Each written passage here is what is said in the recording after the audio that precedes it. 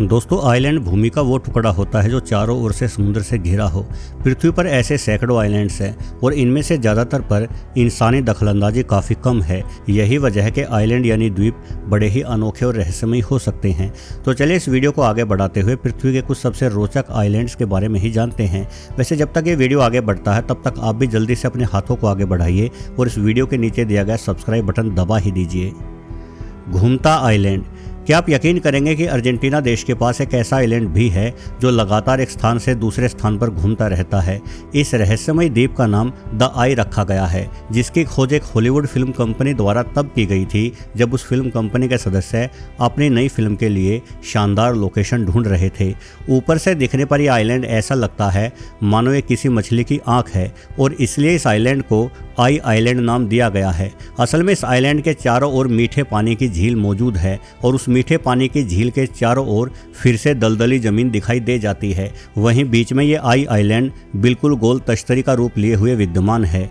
वर्ष 2003 को पूरी दुनिया के भूवैज्ञानिक तब हैरान रह गए जब सैटेलाइट से ली गई तस्वीरों से ये पता चला कि असल में 118 मीटर बड़ा यह आइलैंड लगातार एक स्थान से दूसरे स्थान की ओर यात्रा कर रहा है। आप समय समय पर ली गई इन तस्वीरों को देख सकते हैं कि आइलैंड किस तरह से लगातार अपनी दिशा बदलता रहता है। पूरी पृथ्वी पर पहली बार भूमि का कोई ऐसा टुकड़ा ढूंढा गया था जो पानी में तैर रहा था। वैज्ञानिकों ने अंदाजा लगाया कि असल में आई आइलैंड के नीचे जमी हुई बर्फ का विशाल ढेर मौजूद है और यह बर्फ आइलैंड के भारी दबाव के कारण पिघल नहीं पा रही है और इसी बर्फ के पानी पर तैरने के कारण बर्फ के ऊपर मौजूद आई आइलैंड भी पानी पर तैर रहा है। हालांकि यह थ्योरी सिर्फ एक अंदाजा है। असल में आई आइलैंड के तैरने के रहस्य से पर्दा नहीं उठ पाया है। इसलिए एलियन पर यकीन करने वाले कुछ लोगों का यह भी दावा है कि यह गोल आइलैंड वास्तव में कोई आइलैंड नहीं बल्कि एक चलती फिरती एलियन यूएफओ है। खरगोश एवं बिल्ली आइलैंड। दोस्तों, ये बात सुनने में अजीब लग सकती है, किंतु क्या आप जानते हैं कि पृथ्वी पर कुछ आइलैंड्स ऐसे भी हैं जिन्हें खरगोश और बिल्लियों के नाम से ही जाना जाता है। सबसे पहले खरगोश आइलैंड की बात करते हैं। इस आइलैंड को ओकुनोशिमा नाम से भी जाना जाता है और ये जापान के निकट मौजूद है। इसकी लंबाई सिर्फ 4 किलोमीटर ही है, लेकिन यहाँ इतने अधिक खरगोश हैं कि आपको अपने कदम भी ध्यान से रखने होंगे, क्योंकि न जाने कब कोई खरगोश आपके पैरों के नीचे आकर मारा जाए। कहा जाता है कि द्वितीय विश्व युद्ध के दौरान जापानी सरकार इन खरगोशों पर गुपचुप प्रयोग किया करती थी। कुछ खतरनाक रसायन बम वास्तव में कितने मारक साबित होंगे ये जानने के लिए ही दुनिया भर से खरगोशों को यहाँ पकड़कर लाया जाता था। हालांकि बाद में ये प्रयोग बंद हो गए, लेकिन ओकुनोशिमा आइलैंड पर कोई ऐसा शिकारी जीव नहीं था जो यहाँ छोड़े गए खरगोशों को मारकर खा सके। इसलिए इन खरगोशों की आबादी यहाँ लगातार बढ़ती रही और आज ये आइलैंड खरगोश आइलैंड के नाम से ही जाना जाने लगा है। वहीं इस आइलैंड से करीब 80 किलोमीटर दूर 10 छोटे छोटे आइलैंडों की पूरी श्रृंखला शुरू हो जाती है, जिन पर शासन खरगोशों की बजाय बिल्लियों का चलता है। इन्हें एओशिमा आइलैंड के नाम से भी जाना जाता है। असल में यहाँ रहने वाले इंसान किसी समय अपना जीवन जीने के लिए केवल मछलियों के शिकार पर निर्भर थे, लेकिन इन मछुआरों के जाल को अक्सर चूहे काट देते थे। इसलिए उन चूहों के खात्मे हेतु मछुआरों द्वारा बड़ी संख्या में बिल्लियों को पाला जाने लगा और देखते ही देखते ये आइलैंड बिल्लियों से भर गए। हालांकि अब इन आइलैंड्स के निवासी इंसान अपनी जीविका के लिए केवल मछलियों के शिकार पर निर्भर नहीं है, किंतु ये बिल्लियां अभी भी इन लोगों का बड़ा फायदा कर रही है, क्योंकि इन्हें देखने हर साल दुनिया भर से पर्यटक इन आइलैंड्स पर जो पहुंचते हैं और इन पर्यटकों के कारण ही यहाँ के निवासियों की जीविका चल रही है। Bowls pyramid. समुद्र की अपनी ही कुछ खासियतें होती हैं, जिनमें से सबसे प्रमुख है दूर तक फैला हुआ पानी ही पानी। जहां तक आपकी नज़र जाएगी आपको सिवाय पानी के और कुछ दिखाई नहीं देगा। किंतु यदि आप ऑस्ट्रेलिया के पूर्वी तट से करीब 595 किलोमीटर आगे बढ़ोगे तो आपको दूर तक फैले समुद्र में ये नुकीली चट्टान खड़ी दिखाई देगी, जो दिखने में ऐसी लगती है मानो प्राचीन जमाने में पत्थरों से शिकार करने वाले आदिमानव लोगों का कोई बहुत बड़ा हथियार हो। वैसे पृथ्वी पर तो कभी इतने बड़े इंसान नहीं पाए जाते थे जो इतनी विशाल चट्टान को अपने हथियार के रूप में इस्तेमाल कर सके, क्योंकि इस चट्टान की ऊंचाई 561 मीटर की है। लेकिन ऑस्ट्रेलिया के कुछ हिस्सों में अफवाहें ऐसी भी उड़ी हुई है जिनके अनुसार ये चट्टान कभी पृथ्वी पर आए किसी एलियन ने समुद्र में फेंकी थी। हालांकि ये चट्टान असल में एक आइलैंड है जिसका अधिकांश हिस्सा शीत युग के बाद बर्फ पिघलने के कारण समुद्र में डूब गया और इसे पता नहीं क्यों बोल्स पिरामिड नाम दे दिया गया है। परंतु ये चट्टान किसी बोल जैसी तो बिल्कुल भी नहीं नहीं दिखती। वैज्ञानिक मानते हैं कि कभी ये आइलैंड बेहद हरा भरा हुआ करता था, जिसके सबूत आज तक भी मिल जाते हैं। जैसे कि वर्ष 2001 के दौरान यहाँ इन विशाल कीड़ों को खोजा गया। ये कीड़े कभी ऑस्ट्रेलिया और गिनी देश में पाए जाते थे, लेकिन अब ये वहाँ नहीं मिलते, इसलिए इन्हें विलुप्त मान लिया गया था। किंतु बोल्स पिरामिड पर इन कीड़ों को फिर से खोज लिया गया और आज ये केवल यहीं पाए जाते हैं। मिगिंगो। क्या आप इंसानों को भी वैसे ही रहते हुए देखना चाहते हैं जैसे कि मधुमक्खियां अपने छत्ते में रहती है? तो अफ्रीका के मध्य में स्थित विक्टोरिया नामक मीठे पानी की झील के मध्य में स्थित मिगिंगो आइलैंड आपके स्वागत के लिए पूर्ण रूप से तैयार है। ये आइलैंड एक फुटबॉल मैदान से भी छोटा है, किंतु इस पर 500 के करीब इंसान अपने झोपड़े बनाकर रहते हैं और इन झोपड़ी वाले लोगों ने इस आइलैंड पर बुरी तरह से गंद मचाकर रखा हुआ है। असल में जिस झील में ये आइलैंड बसा है वो झील बड़ी संख्या में मछलियों से भरी हुई है, इसलिए अतीत से ही यहाँ इंसान मछली पकड़ने आते रहे और धीरे धीरे इन इंसानों ने मिगिंगो आइलैंड पर अपना इलाका घेर लिया। अब यहाँ रहने वाले 500 लोगों के अतिरिक्त यदि कोई बाहरी निवासी मिगिंगो आइलैंड पर गलती से भी मछली पकड़ने पहुंच जाता है तो भैया 500 लोग उस बाहरी इंसान को 5000 बार उठाकर पटक देते हैं। यानी कि एक छोटे से आइलैंड के ऊपर गजब की मारामारी चल रही है। लेकिन मिगिंगो आइलैंड की परेशानी सिर्फ यहीं समाप्त नहीं होती। दरअसल इस आइलैंड पर केन्या और युगांडा नामक दोनों ही देश अपना अपना दावा ठोकते आए हैं और अक्सर इन दोनों देशों की लड़ाई मिगिंगो आइलैंड के बंटवारे को लेकर छिड़ जाती है। वो तो शुक्र है कि ये दोनों ही देश आर्थिक स्थिति और सेना के मामले में कमज़ोर है, नहीं तो अब तक तो मिगिंगो आइलैंड के लिए युगांडा और केन्या दोनों ही एक दूसरे को समाप्त कर चुके होते। साथ ही सोने पर सुहागा ये है कि कई बार समुद्री लुटेरे भी मिगिंगो आइलैंड पर पहुंच जाते हैं, क्योंकि खुद को छुपाने के लिए उन्हें इससे बढ़िया जगह कोई दूसरी नहीं लगती। यानी इस आइलैंड पर एक अनार और 100 बीमार वाली कहावत बिल्कुल सही बैठती है। रूनिट आइलैंड।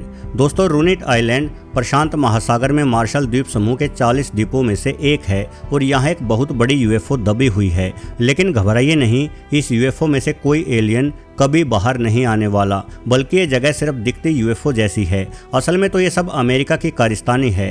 द्वितीय विश्व युद्ध के बाद से ही अमेरिका लगातार एक के बाद एक परमाणु हथियार बना रहा था और उन सभी हथियारों को ऐसे ही दूर दराज के द्वीपों पर परीक्षण के लिए विस्फोट करा के देखा जाता था। एक के बाद एक कई परमाणु विस्फोट किए जाने के कारण रूनिट आइलैंड पर बेहद अधिक परमाणु कचरा फैल गया और यह कचरा समुद्र में फैलने के कारण समुद्री जीव मारे जाने लगे। इसलिए अमेरिकी सेना ने एक विशाल खड्डा खोदकर सारा परमाणु कचरा उस खड्डे में दफन कर दिया और ऊपर से कंक्रीट का फर्श बना दिया। यानी ये स्थान परमाणु कचरे की कब्र कही जा सकती है। लेकिन परमाणु कचरा सैकड़ों सालों तक नष्ट नहीं होता और यही वजह है कि अब रूनिट आइलैंड पर दबे इस परमाणु कचरे को पूरी दुनिया के लिए एक बड़ी समस्या माना जा रहा है। असल में लंबा समय बीत जाने के बाद यहाँ बने कंक्रीट के फर्श में दरारें आना शुरू हो गई है, जिससे परमाणु कचरा एक बार फिर से समुद्र में रेडिएशन फैलाने लग गया है। पिछले दिनों ब्राजील के कुछ वैज्ञानिकों ने मछुआरों के पास से इस तरह की मछलियां प्राप्त की थी जिनमें रेडिएशन की मात्रा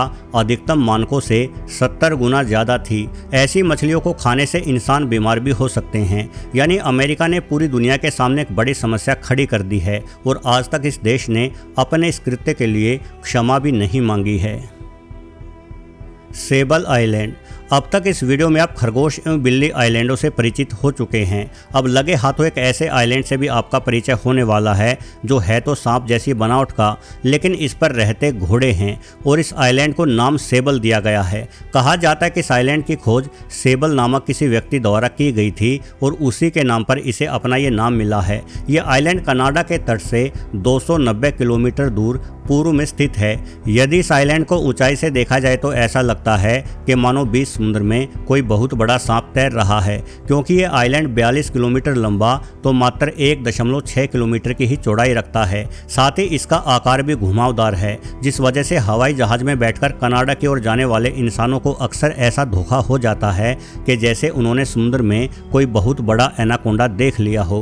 किंतु इस द्वीप पर कोई एनाकोंडा नहीं रहता, बल्कि यहाँ तो घोड़ों का राज चलता है। ये बड़ी ही अनोखी बात है कि सेबल आइलैंड पर 2 या 4 नहीं बल्कि 500 500 से अधिक घोड़े दौड़ लगाते रहते हैं। और ये बहुत बड़ा सवाल है कि बीच समुद्र में मौजूद एक आइलैंड पर भला ये घोड़े पहुंचे कैसे। अब घोड़े इतने अच्छे तैराक तो नहीं होते जो सैकड़ों किलोमीटर तक तैरते हुए यहाँ पहुंच जाएंगे। इसलिए कुछ जानकार ऐसी कहानी बताते हैं जिसके अनुसार असल में कई सदियों पहले यूरोप से कोई राजा समुद्र में यात्रा कर रहा था और उस राजा के साथ उसके पसंदीदा घोड़े और घोड़ी भी मौजूद थे।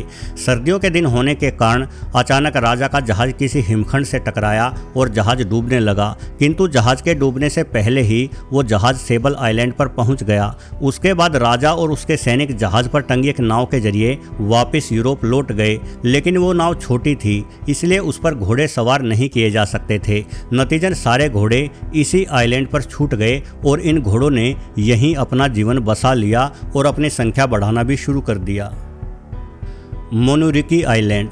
आपने अक्सर ऐसे कई किस्से सुने होंगे जिनमें लोग बीच समुद्र में मौजूद आइलैंडों पर फंस जाते हैं और बड़ी मुसीबत झेलते हैं। लेकिन यदि आपके जीवन में कभी कोई ऐसा मौका आए कि आपको किसी आइलैंड पर फंसना पड़े तो ऊपर वाले से प्रार्थना करना कि वो आइलैंड मोनुरिकी आइलैंड ही हो, क्योंकि ये आइलैंड असल में धरती पर मौजूद स्वर्ग के ही समान है। यहाँ ढेरों नारियल के पेड़ हैं जिनसे भरपूर नारियल पानी आपको अपनी प्यास बुझाने के लिए मिल सकता है।